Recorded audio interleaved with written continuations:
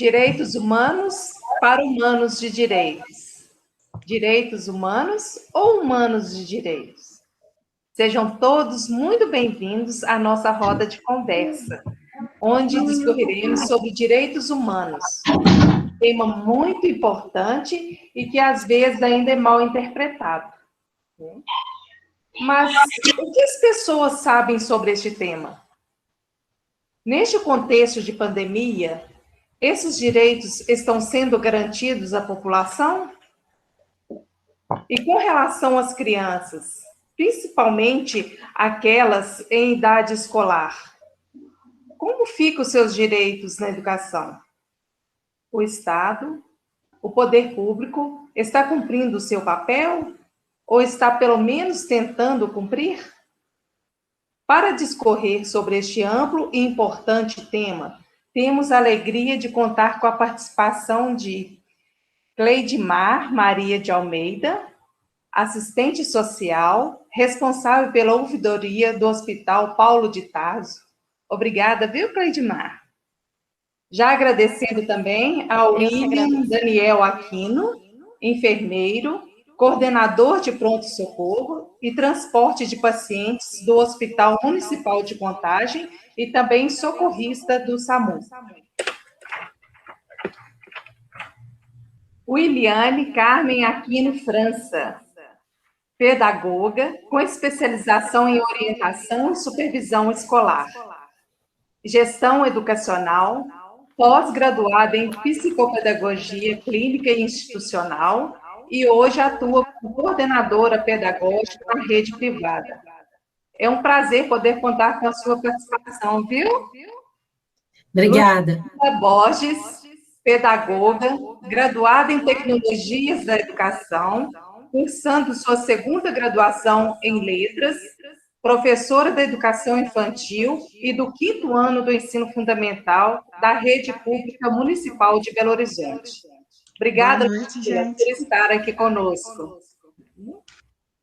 E é com alegria também que recebemos Luciana Capello, pós-graduada em múltiplas linguagens para a educação infantil, gestão educacional, autismo e também psicopedagogia e psicomotricidade. Atua hoje como coordenadora geral em uma unidade de educação infantil da Rede Municipal de Belo Horizonte. Está na área da educação há 23 anos. Boa noite, meninos e meninas. Boa noite.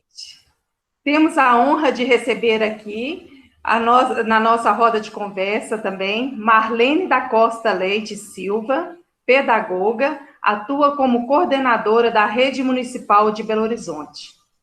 E nós, Silvia e Isilene, estudantes do curso de Pedagogia na Universidade do Estado de Minas Gerais e professores da Educação Infantil na Rede Municipal de Belo Horizonte. Boa noite a todos. Este tema, direitos humanos, nem deveria ser polêmico, né? É um documento, o Brasil é signatário desse documento. E por que ela foi feita? Ela foi criada num período pós-guerra.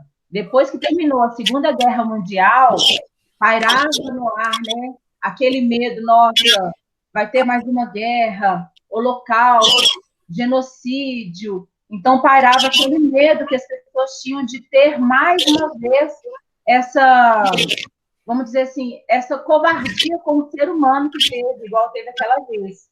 Então, o que eles resolveram fazer? 50 países se reuniram em 1945 para formar a ONU, para organizar a ONU. E em 1948, a ONU elaborou uma equipe para que fizessem essa Declaração Universal dos Direitos Humanos. Então, não é algo aqui do Brasil, não é algo lá dos Estados Unidos, é uma coisa universal para tentarmos fazer com que o ser humano, em geral, tenha os seus direitos garantidos, né? E são 30 artigos. O tempo que nós temos não vai dar para poder trabalhar com esses 30 artigos, né? Então, a gente separou 5 artigos para estar falando aqui, para a gente estar conversando sobre eles, e tá vendo se na atualidade, se na nossa escola, ou se no ambiente onde trabalhamos, igual a Cleide e o William, né, não trabalham na escola, para ver se lá, se também se ocorre esses direitos humanos, né, se lá atua, se lá está acontecendo isso, ou se de uma forma ou de outra as pessoas estão sendo privadas dele, ok? A gente pode começar a falar sobre o artigo 1. Todos os seres humanos nascem livres e iguais em dignidade e em direitos, dotados de razão e de consciência. Devem agir uns para com os outros em espírito de fraternidade. Gente, este artigo é a base da Declaração Universal dos Direitos Humanos. Mas é verdadeiro, assim, é verdadeiro, né, gente? Mas está acontecendo? Todo mundo é igual? É tratado igualmente com dignidade, com fraternidade? E aí, jogo para vocês, o que vocês acham? Ali, quando a gente fala assim, todos os seres humanos nascem, eu acho que até eles nascerem, eles têm direitos iguais. Uhum. Até esse ponto. Depois que eles nasceram, não é igual para todo mundo, essa é a realidade. No papel, sim. Funciona ali na teoria, mas na prática eu entendo que não é bem assim, não. Então, quando a gente fala que todos os direitos espera-se que sim, né? Nascer, todos nascem iguais, mas permanecer iguais, aí eu já não acredito que isso aconteça. É a minha opinião. Alguém difere da opinião dela? Sim. Aí, nesse artigo, trazendo ele assim para o nosso cotidiano mesmo, na linguagem menos formal, né? O que ele está falando aí é que todos os seres humanos, eles são dotados de consciência, de sentimentos, eles sentem amor, eles sentem dor, eles sentem medo, e todos devem ser tratados com fraternidade. É isso que eu entendo a partir desse primeiro parágrafo, né? E que é uma coisa que a gente pensa assim, não, mas isso todo mundo sabe. Será que todo mundo sabia na época da Segunda Guerra, logo após que a declaração ela foi assinada pelos países signatários em 1948, 3 anos após a Segunda Guerra Mundial? Então, até aquele momento, todos os seres humanos eram considerados como dotados de consciência, de sentimentos que precisavam ter esse sentimento de fraternidade? Eu acredito que não. Então, quando a gente entra nessa fala sobre que todos nascem livres, todos têm direitos, agora, no nosso contexto, a gente consegue achar como o óbvio, mas o que não era há muito tempo, há pouquíssimo tempo, né, gente? Se for olhar 1948, não tem nem 70 anos. É pouco tempo para a formação de uma geração, para uma mudança de ideias e de paradigmas. Porque a gente, com certeza, ainda acha, nós ainda encontramos pessoas que provavelmente discordam desse tipo de tratamento, que acham que nem todas as pessoas têm sentimentos, nem todas têm direitos, nem todas têm direito a julgamentos, e a julgamentos livres, né, de interferências. Então, eu acho que nesse primeiro artigo já deixa bem claro a que veio a Declaração dos Direitos Humanos. E como disse a Ilane, eu acho que ainda, né, hoje, em pleno século XXI, ainda, né, falta isso, né, depois desses anos todos, né, você vê aí as pessoas não são tratadas com igualdade, nós percebemos isso no nosso dia a dia, né. E uma coisa que eu fico refletindo é o seguinte, né, ele fala aí de liberdade, igualdade de direitos, de dignidade, fala de razão de consciência e que as pessoas devem agir umas com as outras em espírito de fraternidade.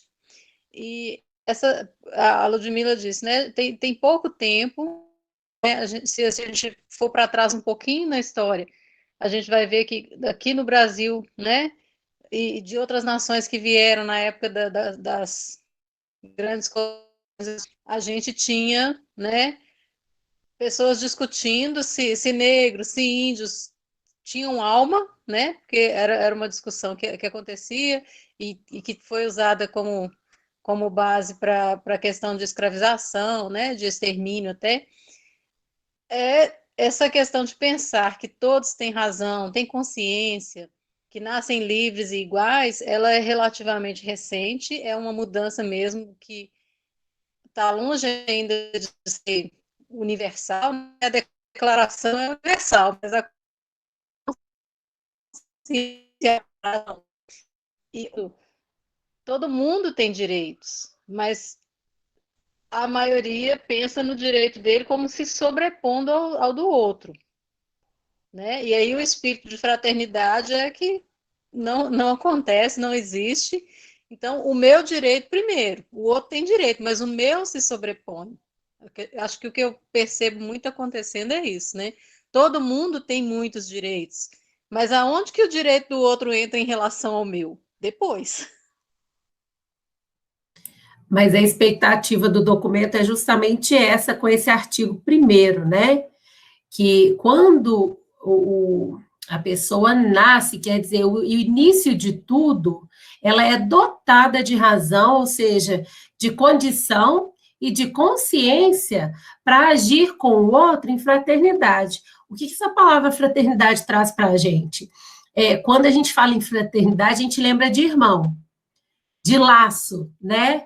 De consciência, de amor, de sentimento. Então, eu não vou fazer com o outro, com o meu irmão, nenhum mal, porque eu sei que existe ali um vínculo muito grande. Então, eu não quero ver, o sofrimento dele vai ser o meu sofrimento.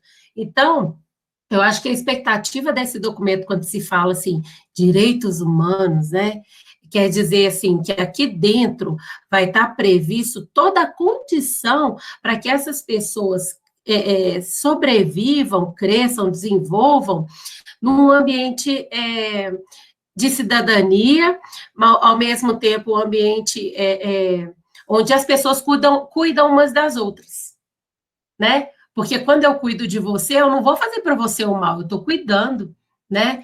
Então, eu penso assim, que o início de tudo, esse início, ele é pensado com essa expectativa, ele é mais uma expectativa, né, de colocar assim, que todos os seres humanos nascem livres, iguais, em dignidade e em direitos, dotados de consciência. Então, eles nascem iguais, com os mesmos direitos, iguais em dignidade, com os mesmos direitos. E, ao mesmo tempo, eles têm ali consciência, eles têm razão para refletir sobre o agir com o outro, né? Eu acho que esse artigo 1, ele vem com uma grande expectativa do restante do documento. É só que eu queria completar. Eu penso como as meninas, mas na hora que me vem à cabeça uma reflexão, né? Quando fala que todos nascem em dignidade e direitos. Quais direitos? Porque quando você vai pensar em quais são esses direitos, é que você vai pensar, será que todos nascem livres? Né? Porque quando a gente fala que é universal, micro, a gente pensar em Belo Horizonte, Minas Gerais, em Brasil, quando a gente amplia esse pensamento para a questão universal, a gente vê que dependendo até do regime em que a nação, em que a pessoa nasce, será que ela realmente nasce livre? Que direito é esse? Para eu saber se eles têm esses direitos preservados, eu tenho que saber primeiro quais são esses direitos que eles chamam, né, de direitos humanos. O que é humano para mim e o que é humano para o outro. A gente tem visto muita barbárie acontecer lá fora, por várias questões, inclusive de etnia, porque o outro não reconhece, às vezes, a outra pessoa de outra cor, por exemplo, como humano. Né? Então, essa questão, eu acho que ela é muito complexa, é o que a Williane disse, né? Eu acho que é o que eles vislumbram, mas não é o que, na verdade, ocorreu no passado, ocorre no presente, e eu penso que está distante de acontecer no nosso futuro.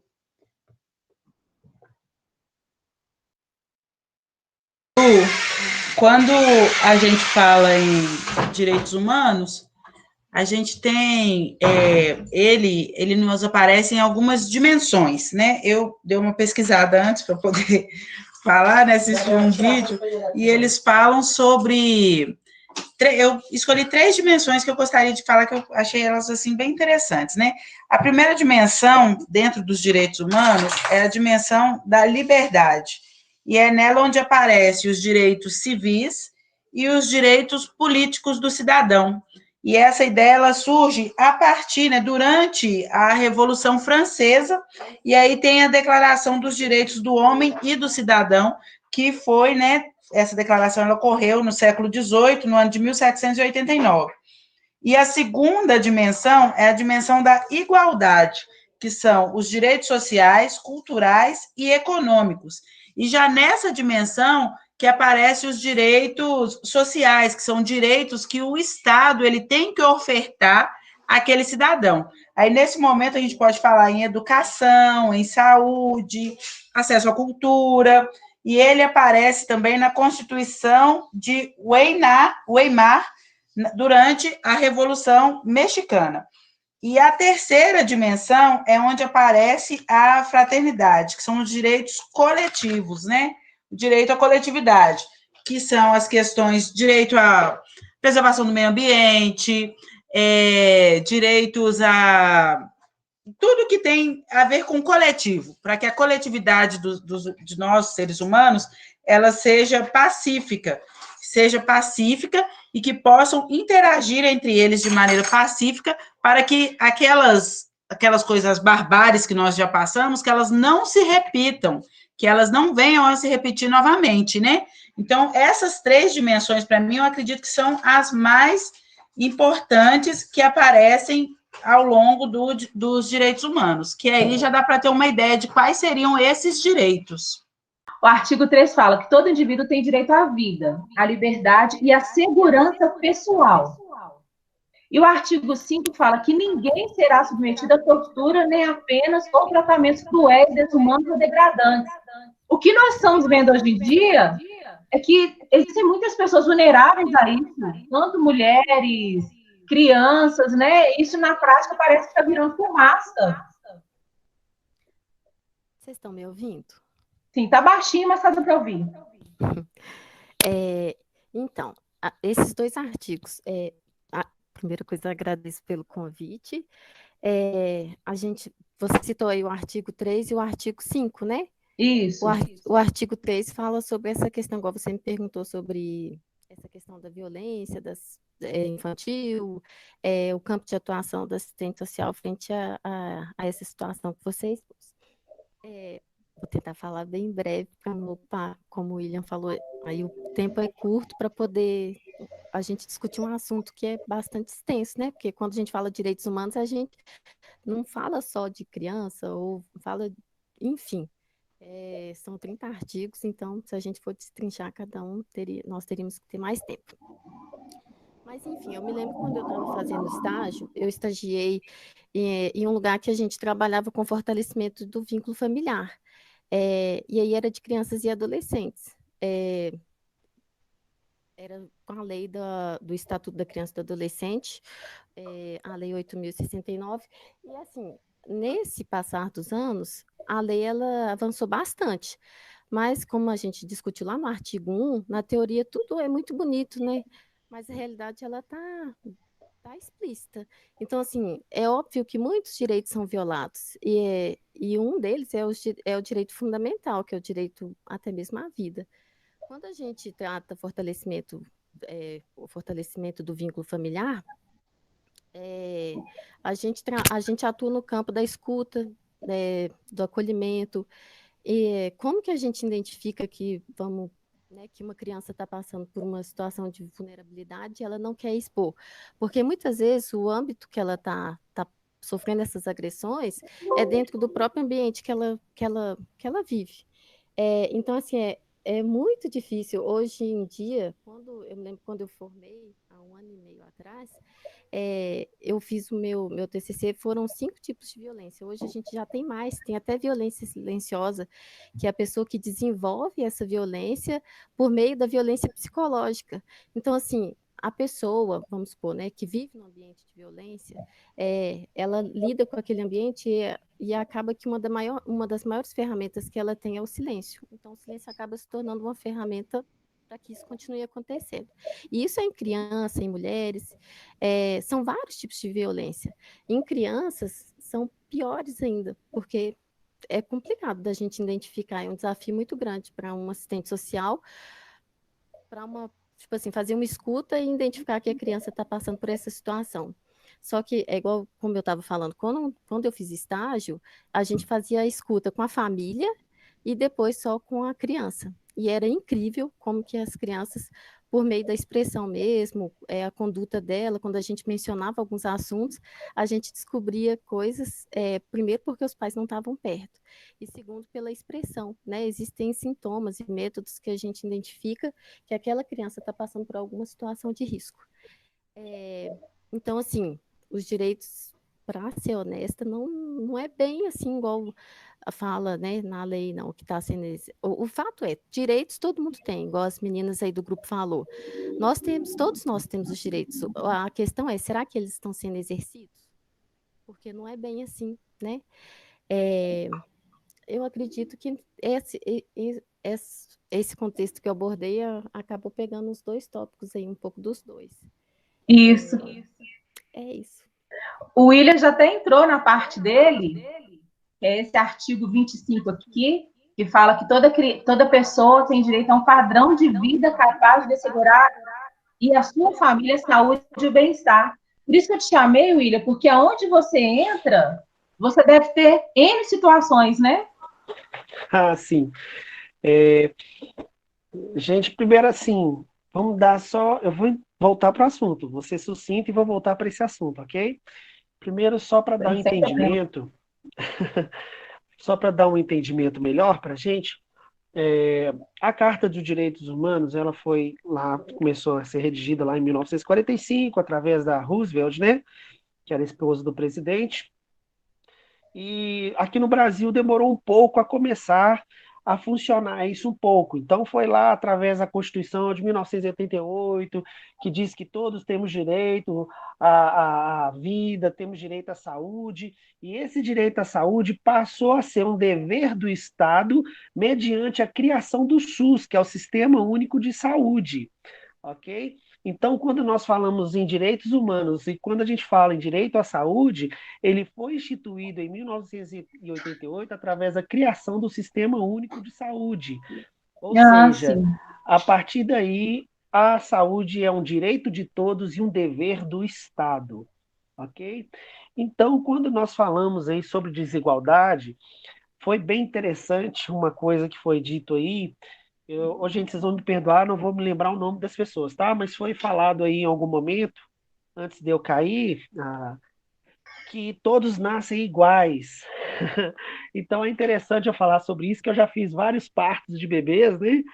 Nesse pré-hospitalar, já fiz parto de pessoas negras, pessoas brancas, pessoas com condições interessantes, pessoas sem condições, e realmente todos nós nascemos iguais.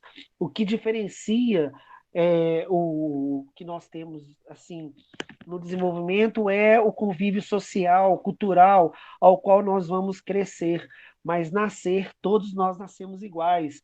E é interessante também quando vamos fazer algum atendimento, agora eu vou falar em nome assim de todos os profissionais da saúde da área da pré-hospitalar, quando chegamos numa casa e um paciente está morrendo ali, nós estamos fazendo a reanimação dele, nós não desistimos assim, enquanto temos força, enquanto vemos o último ponto que aquela pessoa tem de vida, porque ele tem direito à vida. Não cabe a mim e aos profissionais que estamos ali trabalhando decretar para ele, não, você não vai viver. Não, ele tem direito à vida dele. Então, a nossa obrigação está ali de tentar manusear, fazer toda a medicação, tentar trazer aquela pessoa de volta à vida. É um direito dele viver, entendeu? Então, assim, ele é pai de alguém, ele é irmão de alguém, ele é filha, ele é mãe, e assim, as pessoas têm direito a ter aquele parente. Assim, falando também sobre direitos humanos, como que as pessoas vão entrar mais agora para o lado dentro do hospital, como um coordenador de pronto-socorro, eu tenho como passar para vocês, assim, mais ou menos, como que as pessoas estão tão, assim, machucadas e não conhecem o próprio direito delas, tanto os pacientes quanto os profissionais de saúde, porque estão totalmente mecanizados nas coisas, sabe? Eu vejo pacientes que chegam no hospital, muitas das vezes eles estão sem expectativa, não querem mais viver por causa da desgraça que acontece em volta, por causa do convívio ao qual eles estão, que eles perdem o sentido das coisas. E eles têm direito àquela saúde, eles têm direito à recuperação, sabe? E também os funcionários, os profissionais de saúde têm direito a um bom ambiente de trabalho. Então, assim, voltando agora novamente, que nós vamos fazer as vírgulas na conversa e os parênteses, voltando lá atrás um pouquinho, com o pré-hospitalar, gente, eu entro em cada casa, assim, sem dignidade de vida, colchões, assim, não tem como discernir na mente da gente como que uma pessoa consegue dormir em determinados locais, como que elas conseguem se alimentar em determinados locais, como que elas conseguem beber água no local onde elas moram, sabe? Mas para nós que trabalhamos nessa área não tem isso, a gente vai, a gente faz, porque todos são iguais. Todos são Que iguais. padrão de vida é esse, né, que elas têm? Isso, exatamente. Então, assim, direitos humanos, cara, que assunto complexo. Direitos humanos.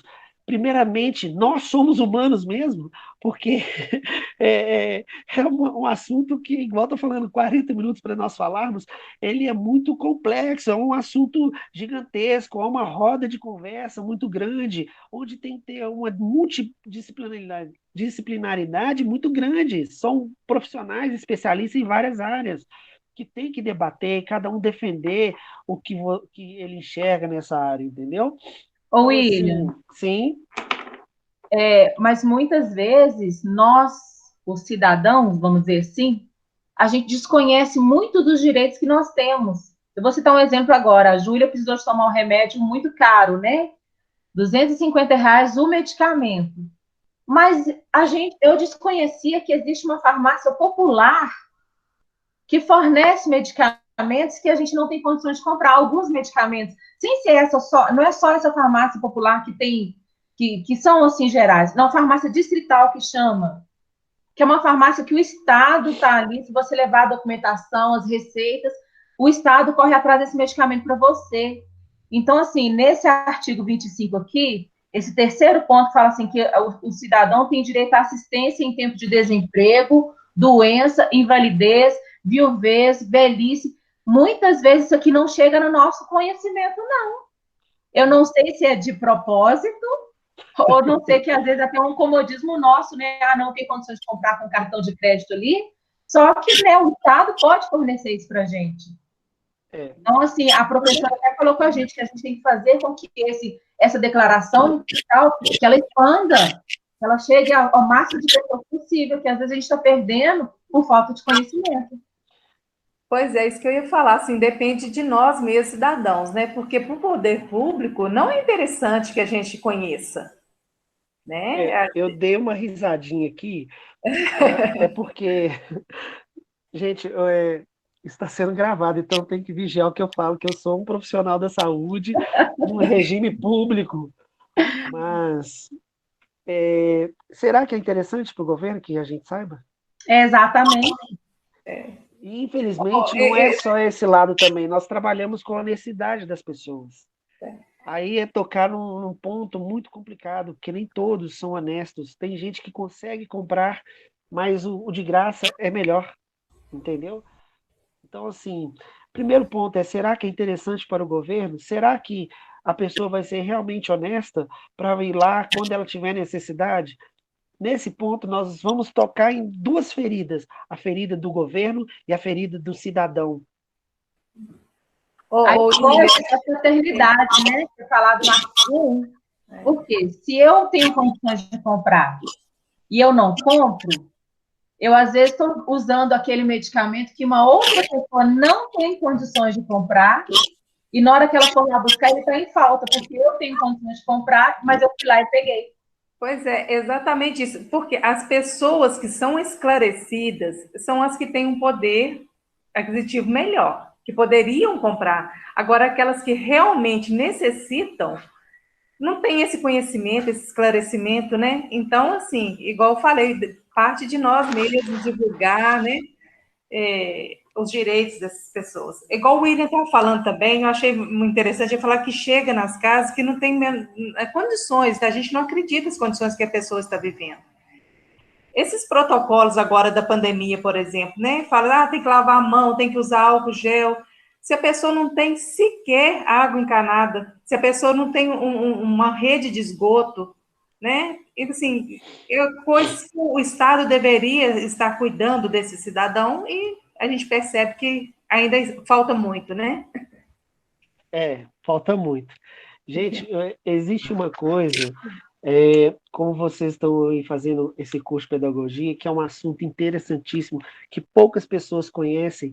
Na verdade, no mundo inteiro, só Portugal, Malásia, México, França, Espanha, Estados Unidos, Reino Unido e Hong Kong tem. Sabe o que é? Carta de Direitos Humanos específico. É um assunto que poucas pessoas abrangem. Eu, assim, como é um assunto que eu não domino, minhas irmãs me conhecem, eu não gosto de ficar para trás em nada. Então, eu peguei, fui fazendo uma grande leitura relacionada especificamente à saúde. Tá aí um tema muito importante para vocês fazerem, sabe por quê? Porque ninguém se interessa por isso. São poucas pessoas. A gente sabe que são poucas pessoas, porque são poucos países que têm essa Carta de Direitos Humanos específicos. Nós temos quantos países no mundo? Aqui eu não falei nem 12, entendeu? Então, o Brasil começou a trabalhar isso só depois de 1988, com a criação da Constituição Federal. E se não fosse isso, nós não teríamos atendimento liberado para todas as pessoas, nós continuaríamos com a nossa saúde sucateada. E sobre o assunto da medicação, eu vou falar uma coisa com vocês, não se pasmem, não se assustem. Vocês sabiam que mais pessoas que têm condição financeira têm acesso a medicamentos de graça do que os verdadeiramente necessitados? Sabe por quê? Porque as pessoas que têm condições, elas têm um pouco mais de esclarecimento. Então, elas conhecem o que o SUS dá, o que o SUS fornece. E o coitado do pobre vai ralar lá a bunda no asfalto dele, coitado, para conseguir comprar um remédio de 150 e o rico está ganhando de graça um remédio de 2.000. Entendeu? Então, infelizmente, essa é uma realidade do nosso país, muitas das vezes por culpa de uma má divulgação do governo, mas uma culpa por nós não buscarmos o conhecimento das coisas. Nós vamos procrastinando os resultados, nós vamos esperando pronto, nós esperamos a coisa vir pronta, não corremos atrás de fazer acontecer. Então, esse é um defeito nosso também, entendeu? Eu vou cortar o áudio para vocês falarem. Ô, William, outra coisa, né, com relação a isso que vocês falam sobre a saúde, que também ocorre na educação, é a burocratização, que às vezes a gente sabe que tem o direito, você sabe às vezes que tem medicação, mas você não tem acesso, principalmente, igual você falar das pessoas mais desprovidas financeiramente, você não tem acesso aos meios para se conseguir, né, a um advogado. Quando a gente traz isso para a área da educação, aí, quando você falou assim, às vezes quem tem condições de pagar, não paga. Quando vem para a educação, é uma coisa que a gente vê lá na EMEI, principalmente quando a EMEI ela foi construída, no início as pessoas discriminavam.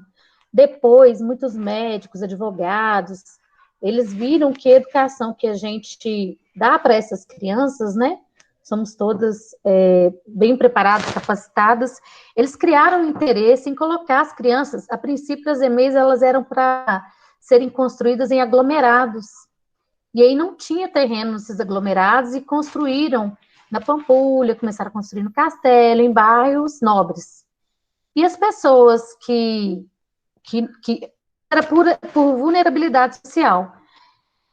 Aí a pessoa que tinha mais condições pensava, como assim, eu tenho dinheiro, mas eu também tenho o direito de uma educação de qualidade para o meu filho, educação infantil de qualidade para o meu filho, eu não estou tendo acesso porque é por meio de sorteio, e a gente aqui, 90% era vulnerabilidade, 10% na mediação da escola.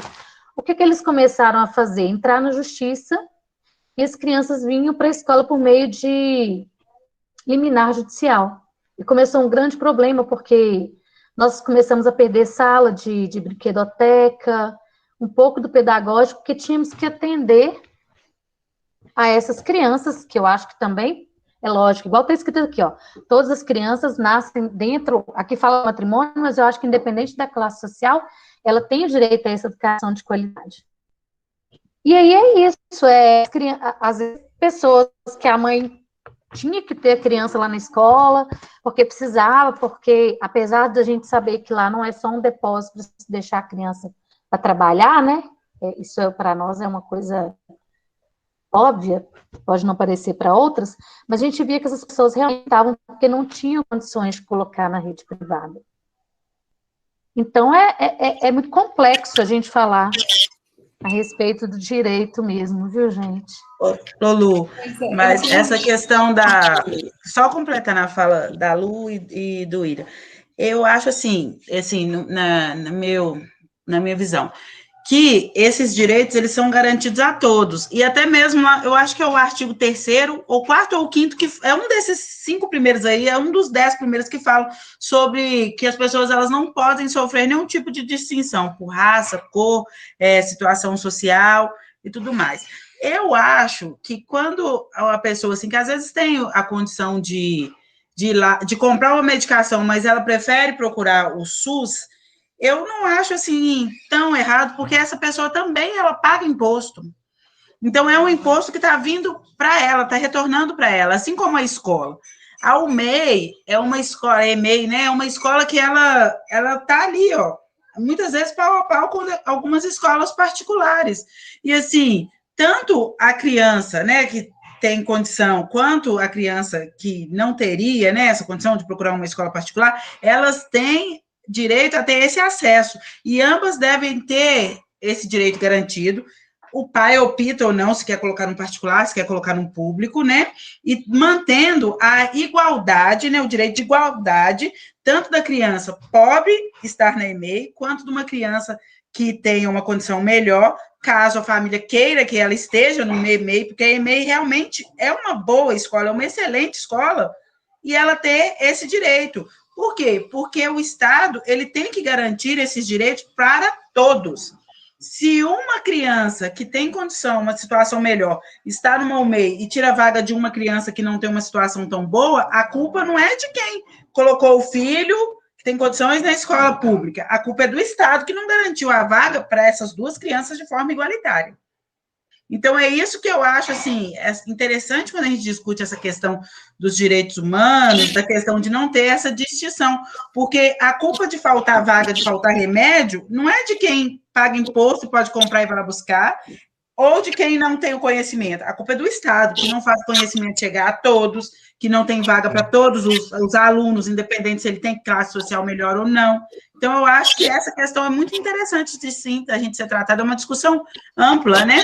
Que eu acho muito interessante. E eu acho legal também, numa escola pública, a gente ter o filho do médico e do advogado, e ter o filho do padeiro, do moço que cata recicláveis, todos ali tendo, dentro da escola, mesmas oportunidades. Lógico que a gente sabe que fora é diferente, os meninos recebem estímulos diferentes em casa.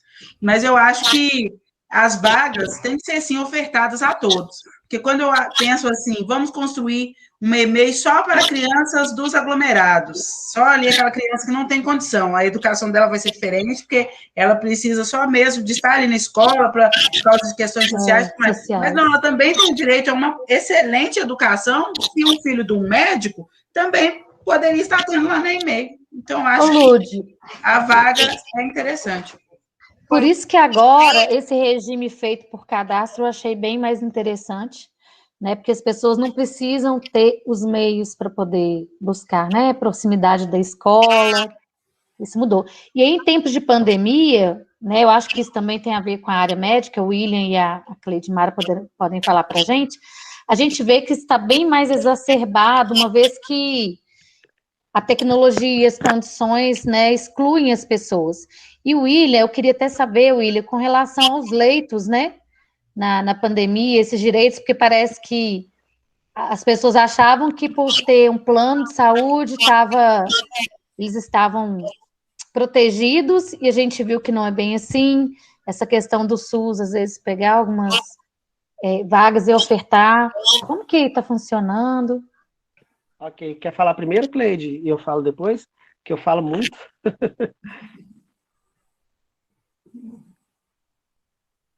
Bom, Cleide está no silêncio. Vamos lá.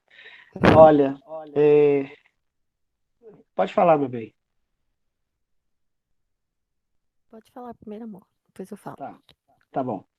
Gente, quando nós falamos em pandemia, vocês vão cutucar uma ferida, assim que ainda não foi estancada, não apenas pelos pacientes, mas pelos profissionais. Quando nós falamos em pandemia, a gente levanta um tapete e enxerga a poeira que estava lá embaixo, ou seja, aquela casa mal arrumada que deixou poeirinha debaixo do tapete. E quando nós falamos em direitos humanos na pandemia, gente, existe uma coisa que quase que nós entramos nela, que chama, eu conheço como Protocolo de Sofia. Não sei se vocês já ouviram falar nisso. Na verdade, a escolha de Sofia. Alguém já ouviu falar nisso dentro da área da saúde? Eu acho que assim, não, né? Porque até os próprios profissionais de saúde são poucos que conhecem. Então, eu, como um gestor, tenho que ler muito sobre isso. O que que acontece? A situação estava ficando tão caótica, aqui, lá em Contagem, né, tem um comitê que chama-se Comitê de Covid, onde todos os gestores, a Secretaria de Saúde, diretores de hospitais faziam parte, e estávamos começando a ficar receosos em ter que colocar em prática esse protocolo de Sofia, que é escolher quem vai viver, quem vai morrer. Sabem?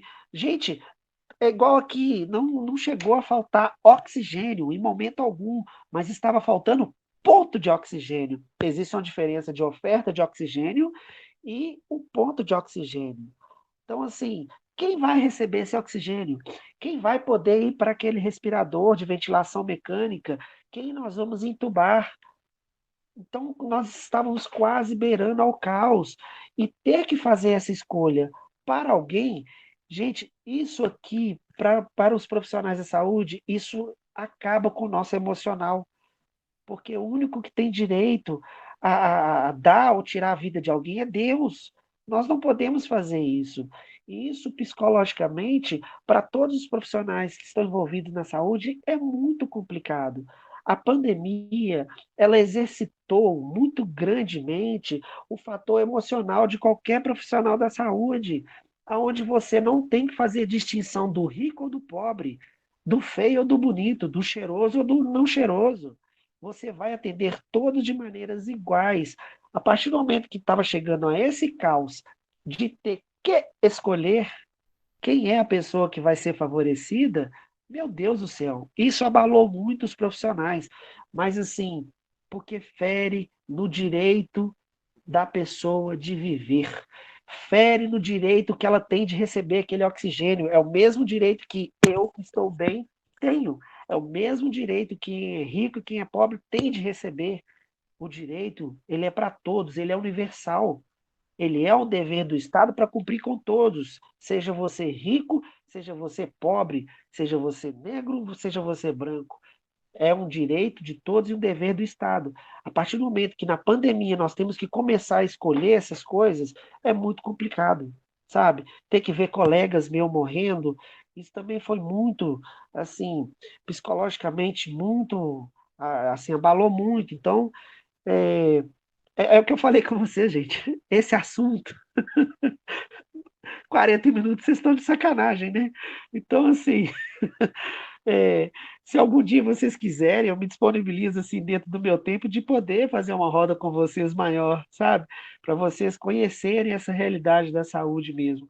Mas mediante o que a nossa colega perguntou, diante da pandemia, eu não tenho visto esses direitos humanos serem feridos, porque os profissionais da saúde se abraçaram de uma forma que não tem diferenciação mais o que é hospital particular, o que é hospital público. Todos nós temos a missão de quê? Recuperar todos os pacientes contaminados. Essa é a nossa missão. Entendeu? Eu vou ter que mutar aqui que tem uma ligação chegando do hospital, mas podemos continuar aí. Aqui é interessante que vocês estão respondendo a pergunta que eu fiz inicialmente, né? O Estado, o poder público está cumprindo o seu papel? né? É o que a Luciana Capello falou aí, né? Não há vagas para todos, tinha que ter para todos, né? Para os ricos, para os pobres e para todos. A Ludmila também falou muito bem sobre isso, né? E agora o William falando também da oferta de vagas, né? Ter que escolher, né? Olha que situação, ter que escolher quem vai viver ou não, né? Então, assim, já responde aí para a gente, né? O Estado está cumprindo o papel, né?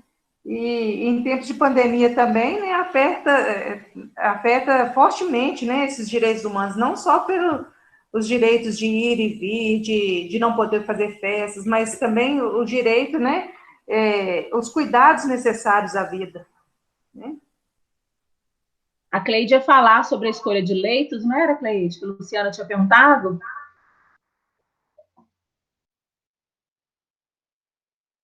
Oi? Na verdade, a Wilane acho que me perguntou sobre essa questão de leitos, que o William acabou respondendo, e a questão, eu acredito que é da educação, o direito à educação nessa questão da pandemia, não é? Se eu não me engano, acho que é isso que ela me perguntou. Eh, então, a gente volta de novo àquela questão que a gente tem abordado desde lá do primeiro tópico, que é a questão dos direitos. Será que, inclusive, uma das nossas colegas aí falou sobre as políticas públicas, se elas estão sendo de fato cumpridas.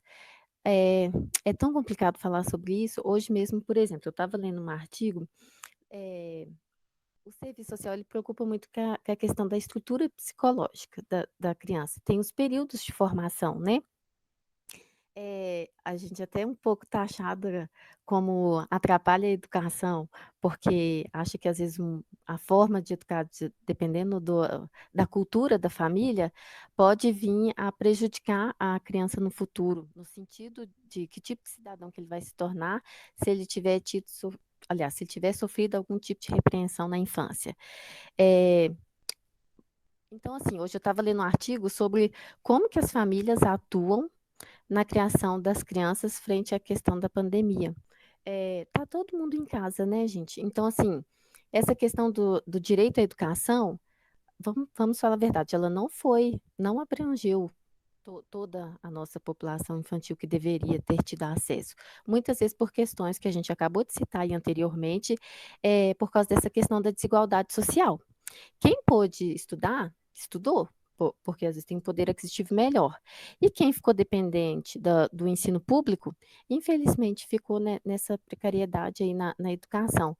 E agora que está retornando, né, as escolas públicas, enfim, o ensino está voltando ao normal, como que as famílias vão lidar com isso em relação às crianças que ficaram tanto tempo, né, expostas a essa questão Gente, eu estou do morrendo de vírus. medo dessas aulas voltarem. E aí, qual que é o papel da família na preparação da criança e do adolescente, como eles devem se comportar lá? E essa questão também que parece que não, mas, por exemplo, eu tenho um afilhado de 5 anos e ele começou a dar alguns sintomas recentemente de ansiedade. Minha irmã teve que levar ele no médico semana passada, porque ele achou que ele ia morrer. Porque o meu cunhado, há quase 2 meses atrás, pegou Covid. E ele ficou 15 dias trancado na parte de baixo da casa dela. E o meu afilhado ficou muito exposto, porque minha irmã ela tem muito medo do vírus, enfim, de pegar, o que pode acontecer. Só que nessa medo que ela teve, ela não viu que ela afetou o psicológico do meu afilhado. Então, até nisso, porque às vezes a gente comenta uma coisa, você não sabe o que vai frutificar ali. Criança tem aquele mundo lúdico, aquelas coisas, a gente não sabe o que passa de fato na mente deles. Então, a gente tem que preocupar muito. E essa pandemia não foi só nós, adultos, que sofremos e ficamos preocupados com as consequências, mas as crianças também, só que muitas nem falam. Mas agora que está voltando, e aí eu estava lendo exatamente sobre isso, a atuação do pai, da mãe, junto com a escola também, que vai ter um papel fundamental. Em relação aos direitos, acho que eu já até falei demais. Na verdade, o ensino não cumpriu o papel para todo mundo, para todas as crianças. Sem uma ligação aqui, só um minutinho. Não A cumpriu o Wilane papel levantou para a todas as mão? crianças. Wilane levantou a mão? Foi mais cedo, mas já falei, tá bom? Desculpa, esqueci de Tá. abaixar. Luciana? Eu também esqueci de baixar, mas esse artigo que você colocou agora, né, Silene? Eu vou Bem aquilo que cutucar, a gente Lu, estava falando. antes de você falar, foi coincidência, eu coloquei esse artigo e eu queria cutucar o Ilane e você. E a Marlene também, porque o Ilane é coordenadora de uma escola particular e você é coordenadora da escola pública. Como que as escolas se organizaram na rede particular, Ilane, durante a pandemia, né? E agora, com o retorno dos alunos, para poder tentar, nós sabemos, igual a Cleide falou, nós sabemos que não foi, tipo assim, não deu para poder atingir todo mundo. Mas o que vocês conseguiram, o que a escola tentou fazer para poder atingir o maior número de pessoas possível? Bom, quando a pandemia começou, isso em março, né? A escola foi um boom, totalmente novo. Acreditava-se que nós voltaríamos na semana seguinte, e a gente ainda não tinha a menor noção do que estava por vir. E aí, com o passar dos dias, a escola precisou se posicionar e aí veio à tona o ensino remoto. Até então, novidade para esse segmento, né? Ensino fundamental, anos iniciais, como assim? Então, houve uma mobilização dos profissionais, da direção da escola, para que nós ofertássemos aí o ensino remoto.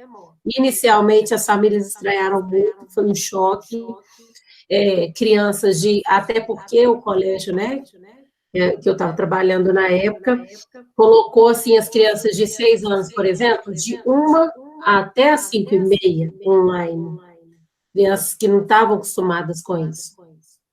Então, as famílias se mobilizaram e tudo, e a gente conseguiu flexibilizar um pouco, porque a grande preocupação era o cumprimento da carga horária e tal. Mas nós finalizamos o ano acreditando que em fevereiro nós voltaríamos já pelo menos no híbrido, o que não ocorreu. Então, desde fevereiro, desde o dia, acho que 3 ou 5, eu já nem me lembro mais exatamente a data, a gente continua no ensino remoto,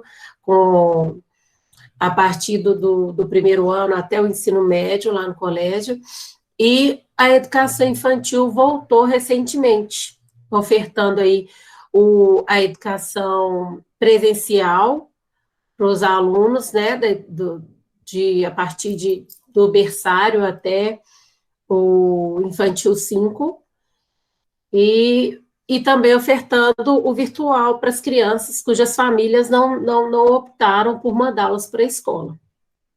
Todos os protocolos são atendidos, mas a gente percebe que, mesmo com tudo isso, há muita apreensão por parte dos profissionais que atendem essas crianças e por parte das famílias também.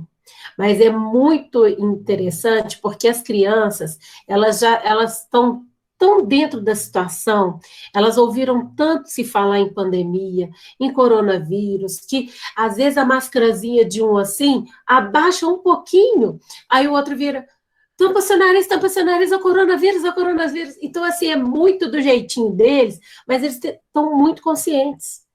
Eles não deixam de usar o álcool na higiene das mãos, não deixam mesmo, mantém a distância, mas a gente sabe que a gente não consegue, assim, cercar tudo. E como as crianças estavam precisando voltar para a escola, né?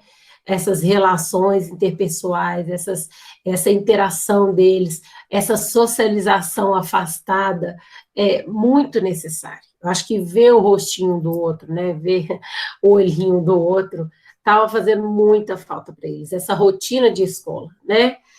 Mas é isso, Silene, não sei se eu respondi sua pergunta, não. Eu falo demais também, né? A gente tem esse problema.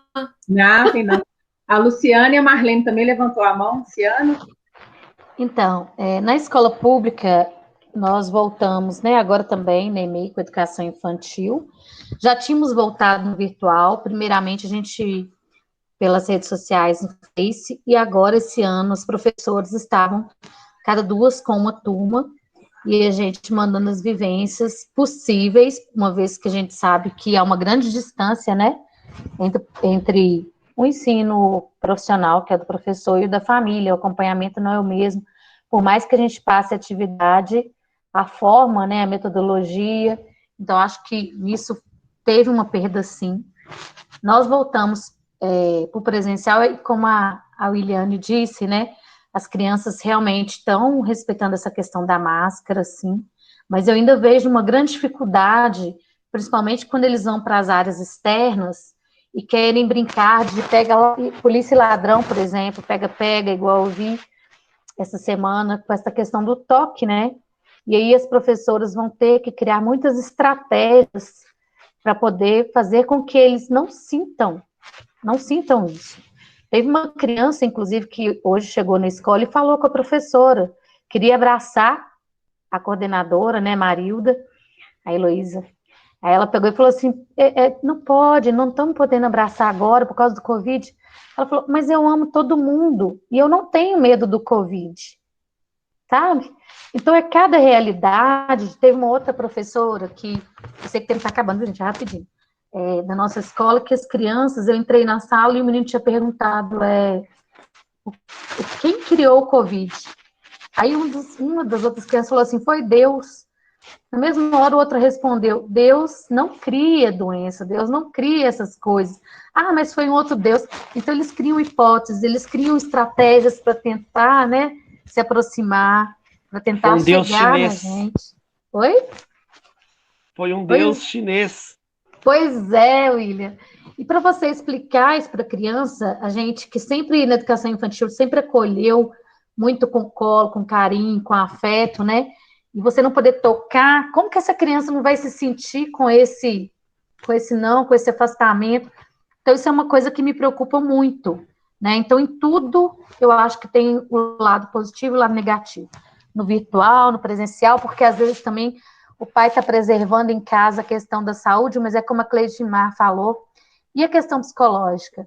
O pai está com essa criança, mas para poder ensinar, a gente sempre fala com eles, a gente não quer que essas atividades causem traumas, que ela traga sofrimento para essa criança, principalmente da educação infantil, né, para essa faixa etária, e às vezes a gente percebe que o pai está mais preocupado em dar uma resposta para a escola, né, numa questão social, perante os outros membros que estão ali no grupo, do que propriamente com seu filho. Eu entendo o sofrimento desse pai, que quer mostrar para a gente, olha, eu estou tentando, meu filho está querendo, inclusive as crianças de inclusão, sabe? E para mim está sendo muito difícil acompanhar essa questão presencial, virtual, do meu quadro de professores, que a gente sabe também que, assim como na saúde, né? Hoje as meninas falaram num grupo que eu estou, que voltando sem vacina, estão mandando mais guerreiros, né, para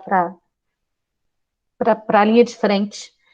E é legítimo, né, o medo de cada uma, algumas voltando por questões que não são... Não é que elas não têm o desejo, sabe? Eu acho que todas têm o desejo de estar ali, mas é preocupação mesmo com seus familiares, que às vezes têm alguma comorbidade.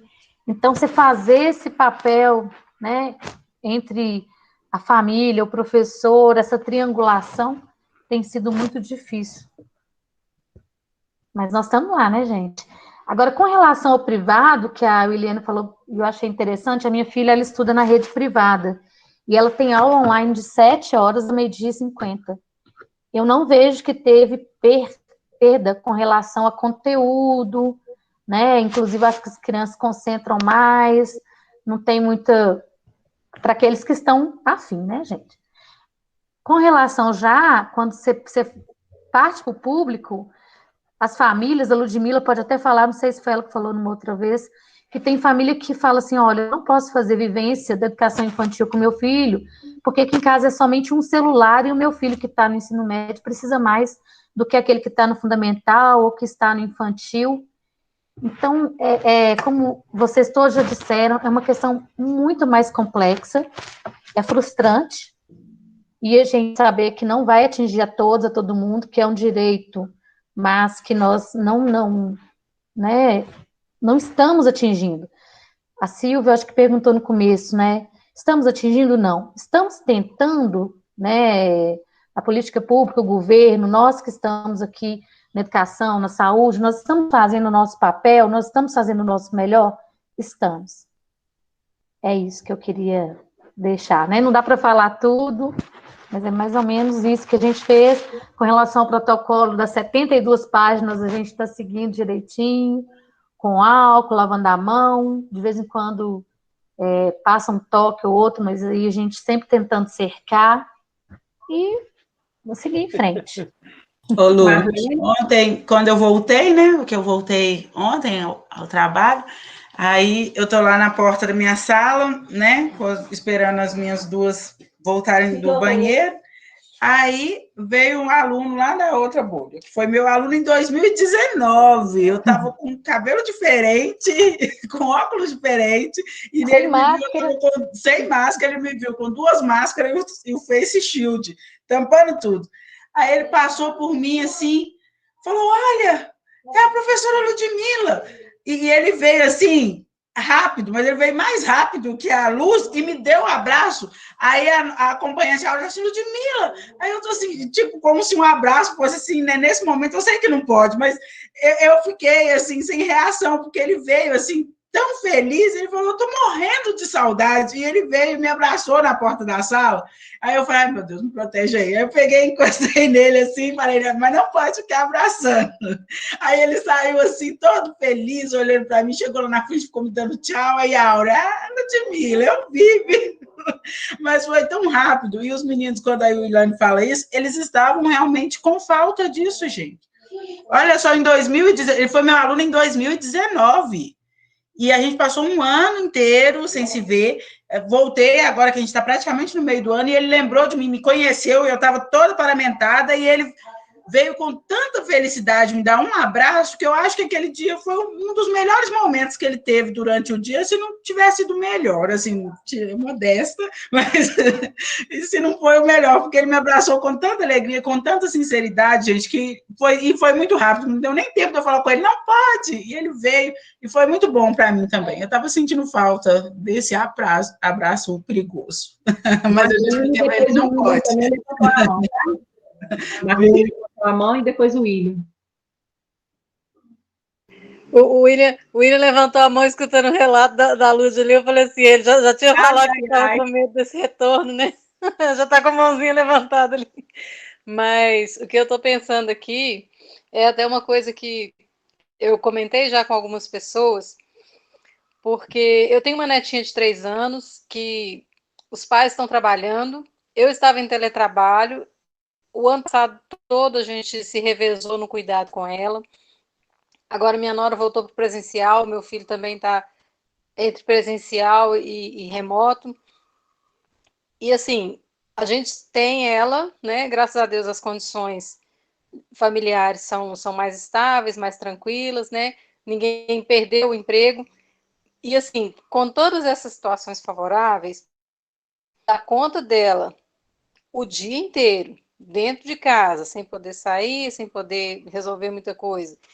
E mesmo ela podendo estar na casa dela e aqui na nossa casa dos avós, tendo ambientes diferentes, tinha dia que era assim, quase que impossível. A gente via a ansiedade dela, o desconforto dela de estar aborrecida, de estar, né, vendo as coisas acontecendo de uma forma diferente, não sabe expressar, mas estava sentindo, manifestando. A gente ficava, assim, às vezes, em alguns momentos, sem saber o que fazer para entreter ela, para organizar as coisas de casa e cuidado com ela e trabalho.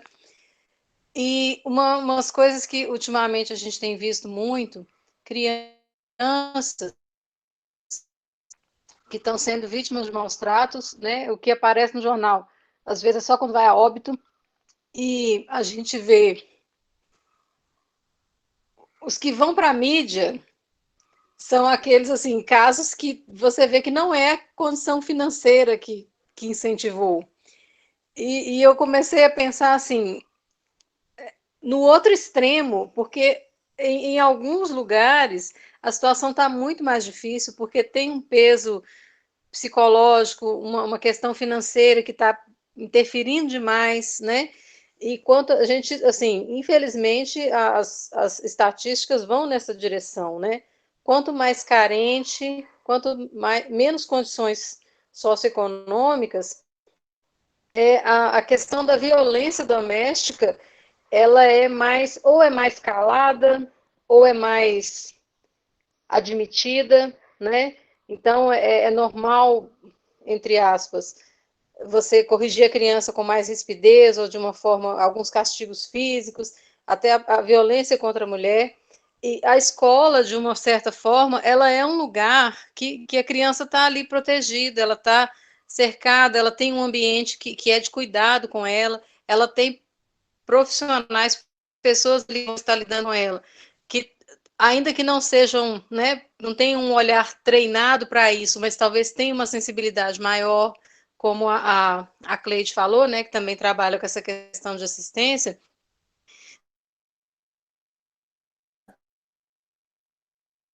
ela, mas a gente tem um olhar um pouco mais sensível para perceber alguma coisa dessa criança, chamar para conversar, né? Se a gente vê que é uma coisa mais séria, às vezes encaminhar para o que é, mas esse lugar onde a educação, né, o direito à educação, os direitos todos estão sempre muito entrelaçados, né?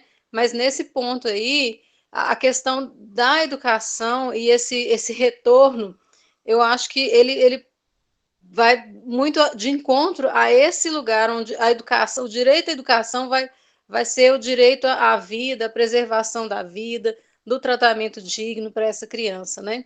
A gente fica, sem dúvida, eu concordo com o William, a gente também tem esse receio, não teve vacina ainda, mas é um movimento que ele precisa começar a acontecer, né? De repente isso vai, eu acredito que quando a gente inicia um processo, ele vai crescer, as coisas, a gente tem muita fé, muita esperança que isso vai dar certo, porque precisa dar certo.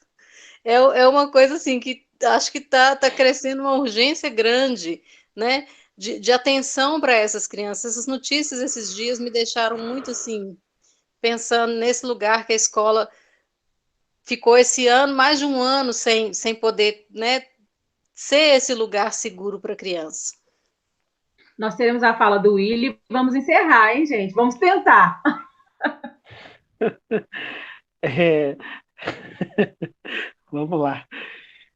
O que eu vou falar para vocês não é nem muito a ver com o assunto de direitos humanos, porque agora vocês passam a ser, a partir deste momento da volta às aulas, os mais novos integrantes de um exército que está lutando contra uma pandemia. Gente, é assustador, sabe? Todos nós profissionais da área da saúde já estamos acostumados a tratar com bactéria, com vírus, com tudo, e mesmo assim, essa veio assustadora. Então, vocês, como novos agentes dessa guerra, vocês podem ser os propagadores da doença ou simplesmente as pessoas que vão encerrar a doença, porque vocês vão atender crianças, assim, essa doença ela é invisível. Vocês vão atender crianças que vocês não sabem que está vindo com ela, sabe? E vocês também não sabem o que está com vocês. Vocês podem ser um canal de contaminação e também serem contaminados com um gesto tão simples e amoroso que é um abraço. E através desse gesto simples e amoroso que foi aquele abraço, vai causar a morte de pessoas que não têm nada a ver. Gente, o que eu falei aqui é que uma cena assim, eu sou uma pessoa muito cética, eu raramente choro para algumas situações. Foi desesperador ver colegas meus morrerem e eles estavam todos com macacão, com todos os EPIs, tudo, fazendo tudo direito. Mas quem levou a mãe, quem levou a esposa, entendeu? Então são os momentos que nós achamos gestos simples e amorosos, que são os momentos perigosos que podem levar à morte pessoas inocentes. Então vocês agora fazem parte de um exército que está lutando contra a pandemia, e só que a função SUS é mais complicada do que a nossa função da área da saúde, porque os pacientes que chegam a gente já é paciente ao qual nós vamos lutar para ele viver. O que chegam a vocês, eles simplesmente, vocês vão lutar para eles não pegarem a doença. É mais complicado do que curar uma doença e evitar que ela se propague. Vocês têm uma função psicológica muito grande, não só na vida das crianças, mas como na vida dos pais. Vocês vão ser os agentes da linha de frente. É o famoso peão do xadrez. Vocês vão chegar lá para tentar liberar caminho para alguém ganhar um jogo contra o Covid e matar o rei. Vocês agora se tornaram peão do xadrez. Então a função sua é muito importante. E cuidado com os abraços inocentes, porque esses abraços inocentes podem estar vindo uma nova cepa muito mais multiresistente, porque ela está vindo do organismo de uma criança lotada de imunidade. Então, assim, eu sou admirador demais de professor. Tenho duas irmãs que, para mim, são as melhores professoras do mundo. Desculpe as outras, sabe? Então, assim, eu admiro a profissão de vocês. Já trabalhei na escola muitos anos. Eu sei como que é. Eu sei da necessidade que os meninos têm, porque vocês são as rainhas deles. Muitas crianças querem ser professoras por causa de vocês. Muitos meninos apaixonam com a professora por causa de vocês.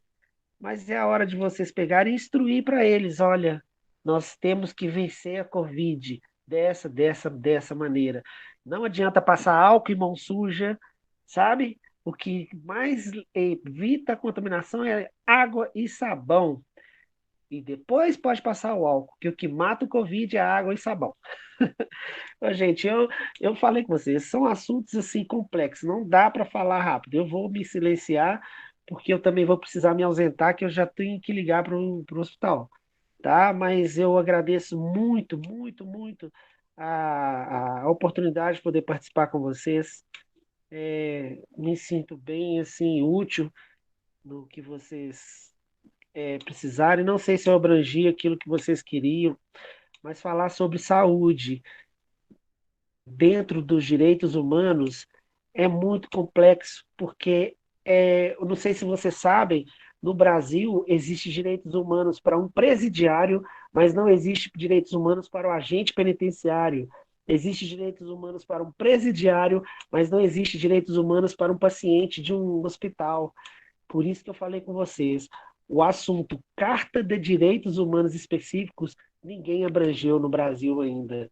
Então, seria um fator interessante vocês fazerem monografia, TCC, não sei o que vocês quiserem. Tá? Eu agradeço muito a participação, foi um prazer conhecer vocês. Tá? E eu falo muito mesmo, me desculpem aí. William, a gente agradece demais, viu? Eu sei da sua rotina, muito obrigada mesmo. E eu já quero dizer para vocês que está nas nossas mãos, gente. Essa parte de direitos humanos está na nossa mão. Vamos divulgar, vamos espalhar, vamos expandir. O ser humano, ele é um ser, como nós dissemos lá no início, é um ser dotado de direitos, né? Então, vamos fazer com que ele conheça isso. Eu agradeço demais a presença de todas vocês. Gente, muito obrigada. Grande beijo, Ludmila, Wilane, Cleide, Marlene, Luciana, William e Silvia. Obrigada, viu, gente? Obrigada, gente. Obrigada a vocês, viu? E como nós dissemos no início, né, é um assunto que poderíamos ficar aqui um tempão, né? É um assunto muito importante, né? E amplo, né? Mas muito obrigada a todos vocês, Luciana, Marlene, Ludmila, Silene, a Cleide, Silene, William. Muito obrigada mesmo, viu? Obrigada, meninas, pelo convite também, viu? Obrigada pelo convite, viu? Muito obrigada. Tchauzinho, menina. Muito. Se tiverem outros, pode chamar, que estaremos. Pode chamar. Vou tentar gravar direitinho, hein? Eu não recuso um convite de vocês, não, viu, meninas? Obrigada, viu? Tchauzinho, gente. Tchau.